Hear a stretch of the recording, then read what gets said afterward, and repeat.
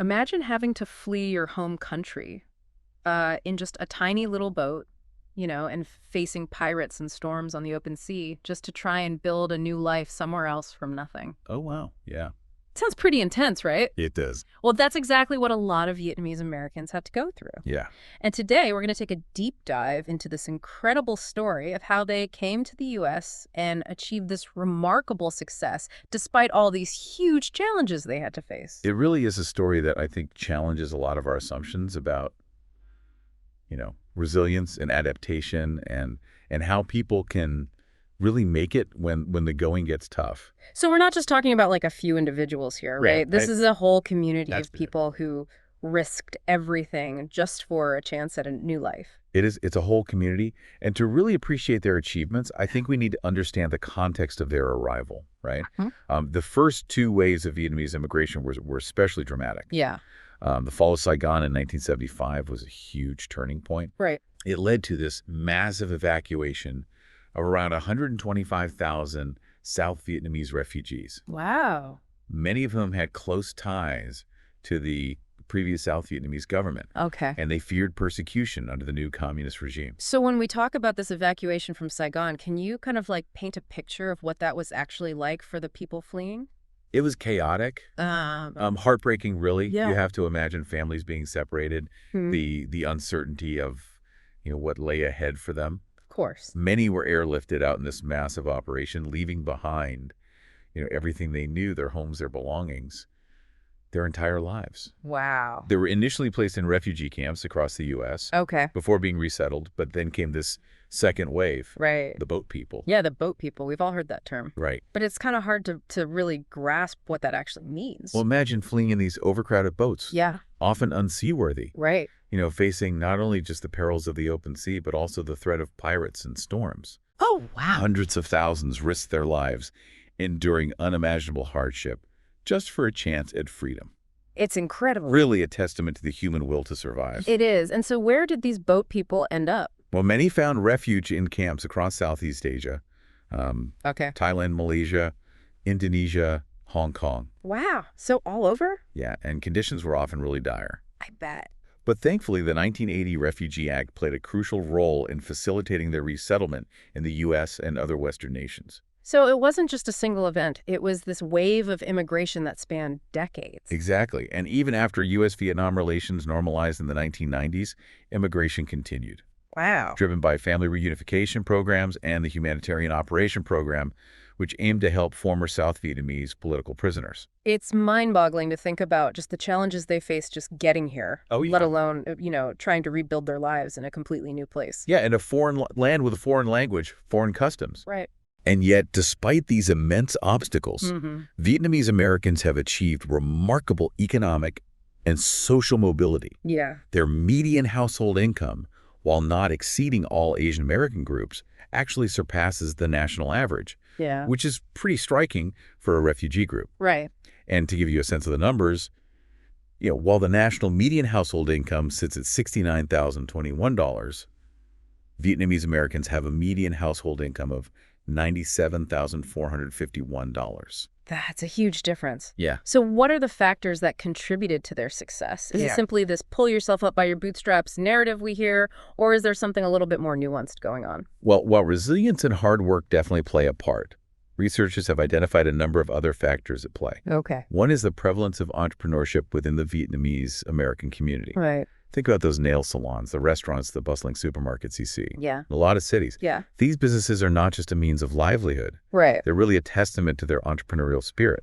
It is interesting that you highlight those specific industries. Yeah. Is there a particular reason that Vietnamese Americans seem to be drawn towards them? Yeah, researchers think it's linked to this combination of cultural factors and economic realities. Okay. Strong family ties, for example, are deeply ingrained in Vietnamese culture. Yeah. And family often becomes the backbone of these small businesses, Right. with multiple generations working together side by side. So it's not just about individual ambition, it's this collective effort Right. driven by family bonds. Precisely. Mm. And this is where the concept of that strong work ethic, often associated with Vietnamese Americans, comes in. Right. So is there more to this work ethic than just the stereotype we hear? Is Yeah. there evidence to support this? Oh, there is. There's a fascinating study by Min Zhu and Carl Bankston Okay. who analyzed data from a large-scale survey of Vietnamese Americans. Okay. And they found that over 70% of Vietnamese refugees worked more than 40 hours per week, Wow. and nearly 20% held multiple jobs. That's a lot. Yeah. That paints a much clearer picture than just saying they work hard. But it makes you wonder, did this relentless focus on work maybe come at a cost? Hmm. Perhaps in other areas of their lives like education. That's an excellent question, and it actually leads us to another intriguing aspect of the Vietnamese American experience. Okay. The contrast between their high school and college graduation rates. So unpack this for me a little bit. Sure. On one hand, they have a higher than average high school graduation rate, Yeah. which is really impressive. Who's? But then on the other hand, their college graduation rate lags behind other Asian American groups. Yeah. What's going on there? Well, it seems that the first generation often prioritized immediate economic stability Okay, over higher education. I see. Practical careers that provided a quick entry into the workforce really took precedence. So it was a matter of necessity, almost like putting food on the table first. Exactly. And maybe considering college later. Many first-generation Vietnamese Americans opted for careers in fields like cosmetology, becoming entrepreneurs, or taking on skilled trades, which offered a quicker path to financial independence. So while they might not have had that same access to higher education Right. as some other groups, they found these alternative routes to success. They did. And I imagine this focus on practical skills probably also contributed to their entrepreneurial drive. Absolutely. Yeah. Their journey really is a testament to their adaptability and their resilience in the face of adversity. It definitely challenges this notion that you need a college degree to make it in America. Yeah, it does indeed. And it raises some interesting questions about the evolving aspirations of that second generation. Yeah. Are they following in their parents' footsteps? Right. Or are they forging these new paths? Yeah, that's something we'll delve into in our next segment. Awesome. Can't wait. Mm-hmm. So we were just discussing how the first generation of Vietnamese Americans, often prioritize practical careers and entrepreneurship over higher education. Yeah. And so I'm curious to hear more about how that's shaped the experiences of the second generation. Are they following similar paths, or are they kind of branching out in some new directions? It's really fascinating to see how that second generation is navigating their own unique set of opportunities and challenges. Okay. They've benefited from the sacrifices of their parents and the economic stability they've achieved, Right. but they're also forging their own identities and aspirations. So are we seeing a significant shift towards higher education among that second generation? Absolutely. Data from the Pew Research Center shows that 54% of second-generation Vietnamese Americans have a bachelor's degree or higher, Okay. compared to just 19% of the first generation. Wow, that's a huge jump. It is. That suggests they're putting a much higher value on formal education as a pathway to success. It does. And they've grown up in a different America than their parents. Right. One where a college degree is often seen as a prerequisite for many desirable careers. Exactly. And they're also, I imagine, driven by this desire to explore fields that maybe weren't as accessible to their parents. Yeah. Like medicine, law, technology, academia. Right. We're seeing more and more Vietnamese Americans breaking into these professions Yeah. and making significant contributions. It's interesting to consider how this shift toward higher education might impact the future of Vietnamese American businesses. Yeah. Will the second generation kind of continue those entrepreneurial traditions of their parents? Or will they go on to pursue different career paths? It's likely going to be a mix of both, I think. Yeah. Some will undoubtedly inherit family businesses or start their own ventures, Yeah. to, carry on that entrepreneurial spirit. Right. But others will use their education to enter those professional fields, kind of diversifying the economic landscape of the community. It sounds like the community is at this really fascinating crossroads, It is. balancing tradition and innovation. Yeah. Preserving cultural values while embracing new opportunities. Absolutely. And that dynamic is also reflected in their political evolution. Okay. We talked about earlier how Vietnamese Americans historically have leaned towards the Republican Party, Right. largely because of that anti-communist sentiment. Right. However, we're seeing a growing political diversity among the younger generations. Interesting. So can you elaborate on that shift a little bit? Sure. Like, what are some of the factors that are driving this change in political affiliations? Well, a 2020 study by AAPI data found that 42% Vietnamese American registered voters identify as Democrats, Okay. while only 28% identify as Republicans. Huh.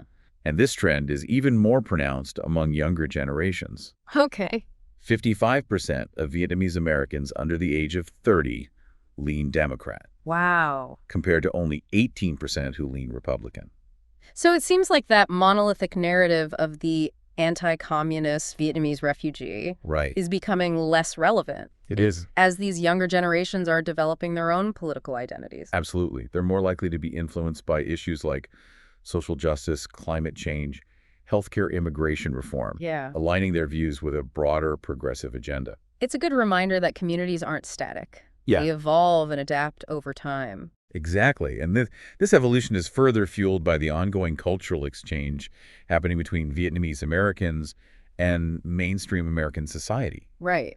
We've talked about those vibrant little Saigons that have become cultural hubs Yeah. in many cities. Yeah. But it's not just about preserving traditions. Right. It's also about this fusion of cultures, Okay. the creation of something new and unique. Can you give me some examples of this cultural fusion? Sure. Like, how have Vietnamese traditions and values kind of influenced American society and vice versa? Well, just think about the popularity of Vietnamese cuisine here in the U.S. Yeah. It's gone from being a relatively niche cuisine to a mainstream favorite. Right. Pho shops and banh mi restaurants are popping up everywhere. You're right. I can't even remember the last time I was craving a good bowl of pho and couldn't find a place to get one. Exactly. That's a really good, tangible example of how Vietnamese culture has permeated American society. Yeah, and it goes beyond food, too. Yeah. We see Vietnamese cultural influences in fashion, music, even language. Oh, yeah, for sure. And conversely, Vietnamese Americans are incorporating American values and practices into their own lives, Right. creating this unique hybrid culture. It's a two-way street. Yeah. Then they're not just assimilating, they're contributing to the cultural tapestry of America. Exactly. And that cultural exchange is particularly evident, I think, in the experiences of the second and third generations. Okay. They're more likely to be bilingual, straddle both cultures comfortably, Yeah. and bring a unique perspective to their interactions with the world. It's like they're building this bridge between two worlds, creating a much richer and nuanced understanding of what it means to be both Vietnamese and American. It is. And their story is a powerful reminder, I think, of the contributions immigrants make to American society. Yeah. They bring new ideas, perspectives, talents, enriching the very fabric of our nation. And it's so important to highlight those contributions, It is. especially at a time when that anti-immigrant sentiment can be so prevalent. Absolutely. The Vietnamese American experience really challenges those negative narratives. Yeah. Showcases the resilience, the adaptability, the ingenuity of these immigrant communities. For sure. And it reminds us that America's strength really does lie in its diversity.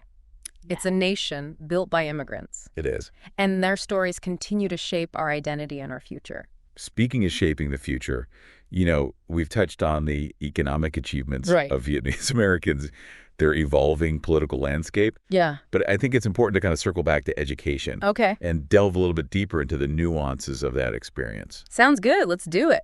We've talked about their economic success, their evolving political views, and just their vibrant cultural contributions to American society. But I'm kind of curious to go back to the topic of education. Yeah. You mentioned that there's this significant gap between Vietnamese American high school and college graduation rates. It is a gap that reveals a lot about their journey and the challenges that they face. Yeah. While that high school graduation rate consistently surpasses the national average, their college graduation rate still trails behind groups like Chinese, Indian, and Korean Americans.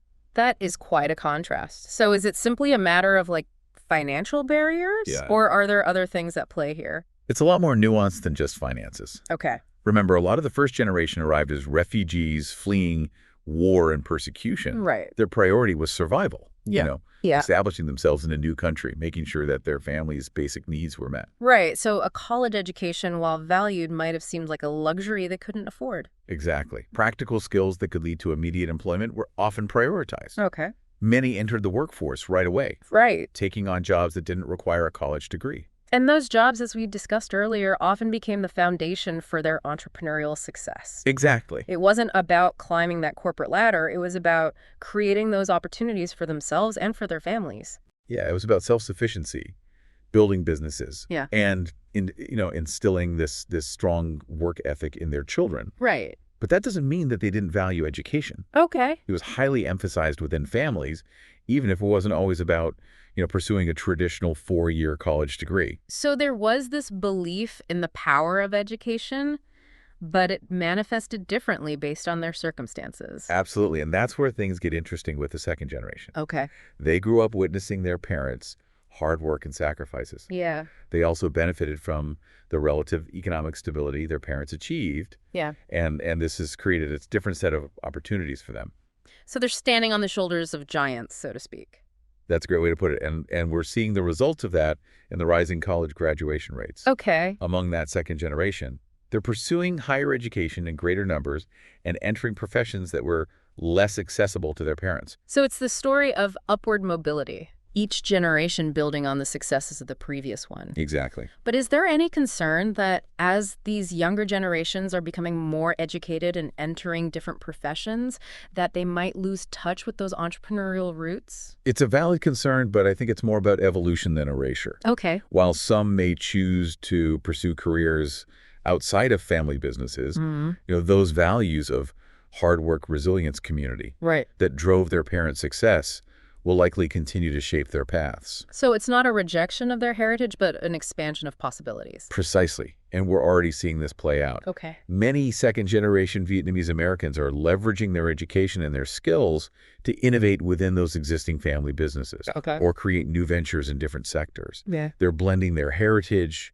with their American upbringing, creating this really unique hybrid approach to entrepreneurship. It's a fascinating example of how culture and identity can evolve without losing sight of your roots. And it speaks to the dynamism of the Vietnamese American community. They're constantly adapting, they're innovating, pushing boundaries, all while maintaining this strong sense of community and cultural pride. It's been a really insightful journey exploring their story. It has. We've covered so much from their harrowing escape from Vietnam to their remarkable achievements here in America. What stands out to you as the most significant takeaway from their experience? I think for me, it's their unwavering resilience. Yeah. In the face of adversity, they've faced immense challenges, from escaping war to rebuilding their lives in a completely foreign land. And yet they've not only survived, they've thrived. Right. It's a testament to the extraordinary power of the human spirit. I completely agree. Their story, I think, is a testament to the importance of hard work, family, community, and that belief in a better future. It's a story that challenges our assumptions about success, reminding us that there are multiple paths to achieving it. And it's a story that continues to unfold, filled with possibilities and potential. So as we wrap up this deep dive, I really want to encourage all of you listening to reflect on the Vietnamese American experience and consider what lessons we can all learn from their journey. Yeah. Their story is a powerful reminder of the importance of perseverance, adaptation, and that unwavering belief in the American dream, even in the face of what may seem like insurmountable odds.